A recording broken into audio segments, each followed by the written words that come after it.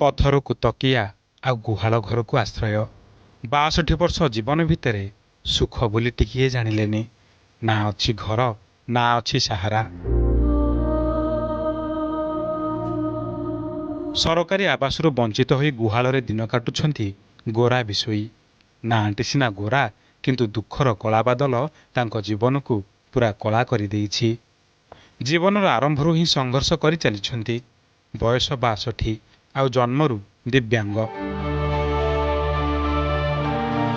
କୋରାପୁଟ ଜିଲ୍ଲା ଜୟପୁର ବ୍ଲକ ଫାମ୍ପୁଣି ଘିଉରି ଗାଁରେ ଏମିତି ଦୟନୀୟ ଅବସ୍ଥାରେ ଜୀବନ କାଟୁଛନ୍ତି ଗୋରା। ନା ଅଛି ନିଜର ଘର, ନା ଅଛି ରୋଜଗାରର କୌଣସି ସ୍ଥାୟୀ ମାଧ୍ୟମ, ଆଉ ନା ମିଳୁଛି ଆବଶ୍ୟକ ସରକାରୀ ସହାୟତା।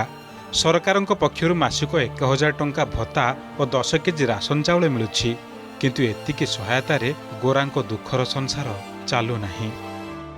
मत घर नहीं दुआर नहीं से बाई गुटे अच्छी से बाई मुंदे देले पेज खाऊची आई पतर रे मुई शुआ बता करती बाटे बाटे आउ एमती आपड़ी आपड़ी कर जाऊची मत आउ किछि नहीं गाड़ी नहीं कि किछि नहीं बाउंस काम गुटे करती सीटा मुंदे चार ना पैसा मिलले मुई गेनी करी खाऊची गोरदुआर किछि नहीं ताक लोक बाग मिसे किछि नहीं मुई जानी कि पेट दिल नहीं टिके टिके खाइलानी सरकार हिसाब रे गोट दिले ताक बोल रे ताक साइकिल नहीं किछि नहीं चाली मिस पारबो नहीं गोरखंड देले ताके साइकिल गोट देले चाली बुल्ला पर मिसेता।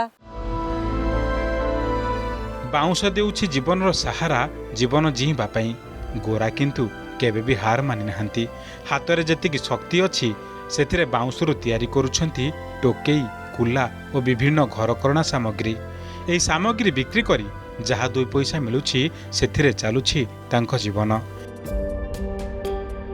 किंतु एही रोजगार एते जे कम गोटिए ओळीर खाद्य जोगाड़ करबा मध्य तांको पई एक बड़ चैलेंज।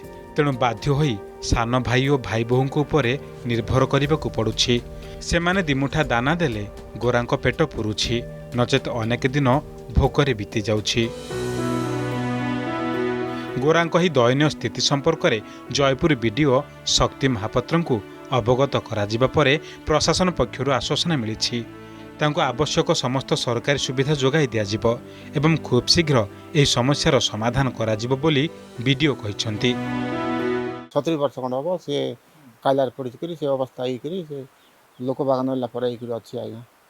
हाँ सेमती आगा बैर हुआ मन देखी देखी देखी देखी देखी थे ताकि पानी की पेज की भात टिके दौरान आज्ञा बाँस टे कर सी चंगड़ा जो पटा मन गोटे गोटे कुला गोटे गोटे करब आठ आठना मिलले तार खर्च बार्च कर आज्ञा मुझे इनक्वारी करी जदि भी आवास योजना से अंतर्भुक्त होना बर्तमान ओडिशा सरकार जोटा प्राथमिकता भाव में अच्छी अंत्योदय गृह योजना जो विकलांग मान स्वतंत्र घर प्रोविजन अच्छी प्रायोरिटी बेसिस दि जाए मैंने पीएमवाई घर तो आसो बट एजीवाई घर में प्राथमिकता घर दि जाऊँगी आमर जो नेक्स्ट फेज ऑफ एजी माने अंत्योदय गृह योजना अच्छी से प्राथमिकता भाव में घर आम जोगे आउ हाँ निश्चित भाव में जो विकलांग अवस्था अच्छी सी ट्राइसाइकल आवश्यकता अच्छी मुझे आज आपको जानिली तो इमिडिएटली ट्राइसाइकल आम जोगे बयसर अपराह्न पोरल पड़ुवा आखि आउ थरी जाउथुवा हाथ एबे पालटिछि तांको रोजगार माध्यम।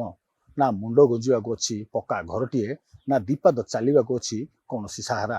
तबे भविष्य में जिला प्रशासन किंबा राज्य सरकार जदि दृष्टि दियंती ताहले निहाती भाव में निज बयस सीमा भितर सरकारी सुविधार लाभ उठे पारे गोरा विषयी।